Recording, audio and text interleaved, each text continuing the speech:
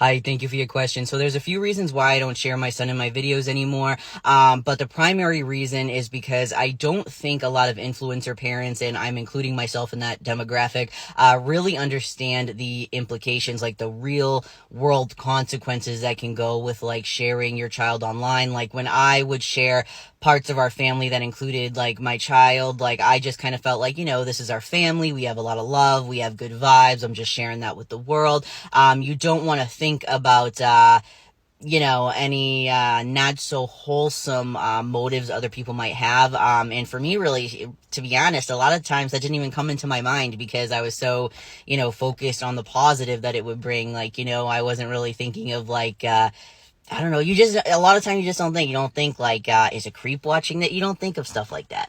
So I have an example of how something very innocent can turn questionable and not good. So when I used to do live streams, one day I was on a live stream, and this is back when, my son was in my videos. He'd be in videos like unboxing things on our shopping trips. Like my son is still a part of my videos, but I never show his face. Like, if people just started tuning into my videos, they'd have no idea what he looks like, no idea who he is like in person, whatever. And that's kind of how I was hoping it would be after a while. But this was back when, he was in all my videos, and it was normal for people to ask me questions about him, like, oh, what's his, favorite activity? What's his favorite video game? What's it, stuff like that. Like that was very normal. So one day I'm in a live stream. And, when you're in a live stream, there's like hundreds of thousands of people in there. Like I had at minimum, it would be like, 300 to 500, and keeping up with all the questions, all the gifts, like you try to keep up with it, but it's a lot at once. It's almost impossible for any, single person to remember everything, to acknowledge everything, but I tried to do a good job. But anyways, there was one person in my live, and they were asking me questions about my son, and I didn't think it was weird because I always got questions about my kid, like it was normal. A lot of times it was just harmless. But I noticed like after a while, they were just asking too many questions. So it was a red flag to me. And then the questions got very specific. Obviously I wasn't answering them at this point. So I go to block the person, right? So cause it was rubbing me the wrong way. I try to be very understanding because, my son's autistic, and sometimes he says things that are inappropriate. He has issues with boundaries, and a lot of people that follow me are autistic. And I'm not saying that everybody who is autistic has issues with boundaries and all that, but I'm just saying I try to be more empathetic, that's why I'm not super overly offended in a lot of my videos, because I don't think a lot of people mean harm. But in this case, it was getting, I don't know, it was getting too specific. So I go to block the person, and then I noticed in my little scrolly thing up top, it said top gifter. So this person, in my mind, I didn't even put two together. Like, I just figured, like, cause you're getting so many gifts and so many, which I'm thankful for and everything, but like, you don't pay attention to like, exactly who sent what, and have like a tally in your head, you know what I mean? So this person, I'm thinking at first like, oh, they're just, it's probably another parent just asking me questions about my kid. And, meanwhile, so all I got was, I believe it was like an adult guy when I investigated later. They were sending me gifts. So I wouldn't have even noticed that. I wouldn't have even noticed if somebody was like sending me gifts and then like asking, like I would have just thought like it was somebody just asking innocent questions, and they liked our videos, so they're sending gifts. Like I wouldn't have put two and two together, but it started to get real specific because they probably started to get comfortable. But that's sick, because in their head they were sending gifts to get information about a child. That's type of stuff, like, obviously people need to be aware about that shit, but like I feel like people who aren't like literal shitbags, they don't think of things like that. Like as a parent, when you're sharing your kid online, you don't think about like, oh my God, like I'm, cause predators, they literally like, they know how to get information in a way that seems innocent. Like they know how to do those things. And like, I feel like a lot of influencer parents, including myself, like weren't keen on that fact. Like you kind of feel like, well, you'd recognize it, you'd be above it, you'd know, you know what I mean? But you really wouldn't, because you might think, oh, that's another mother. They're just curious about my kid because they might have a kid who's autistic themselves, and they, you just think it's harmless. But that really put things into perspective for me, because it really creeped me out.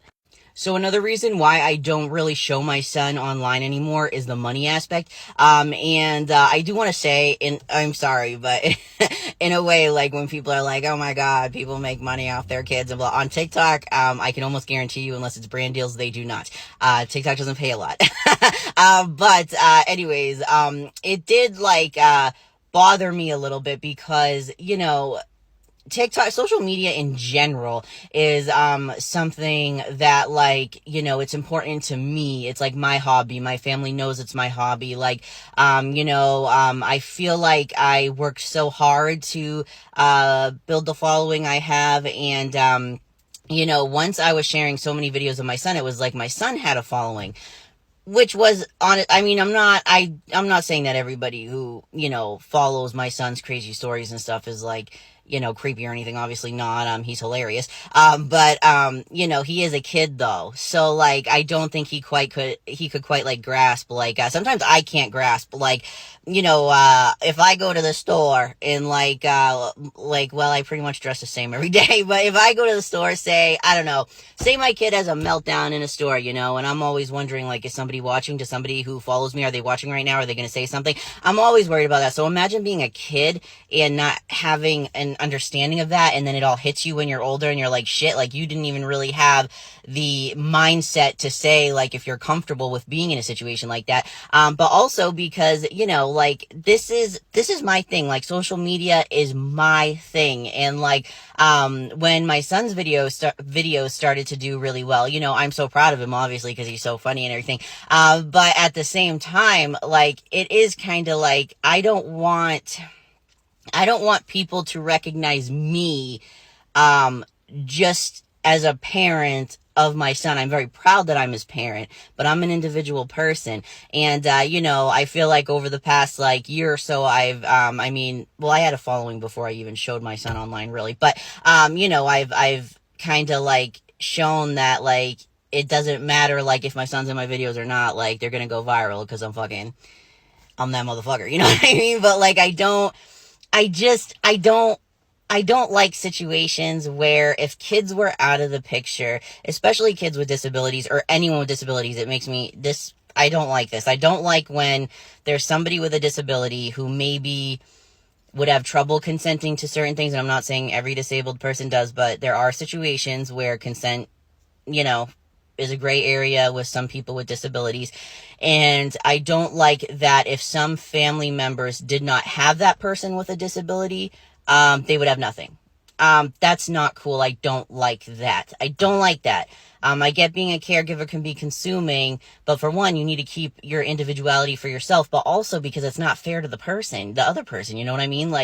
It's not my son's job to, make sure that I thrive in life and social media, and it's not, because I do, whether he's in my videos or out of them, but it's no kid's job, it's no person's job, so I feel like if you have an online presence, if it wouldn't be there without that person you're videoing, then it's not your online presence, it's theirs. And I don't think my kid is old enough to have an online presence that big.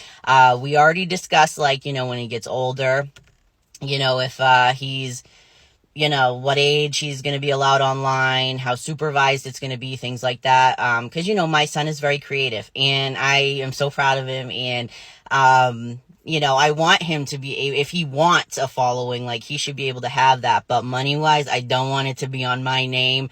He'll have to wait till he's old enough where it can be, his own or be in a fund for him. You know what I mean? I just feel like that's very important because I want to feel like my success is my success.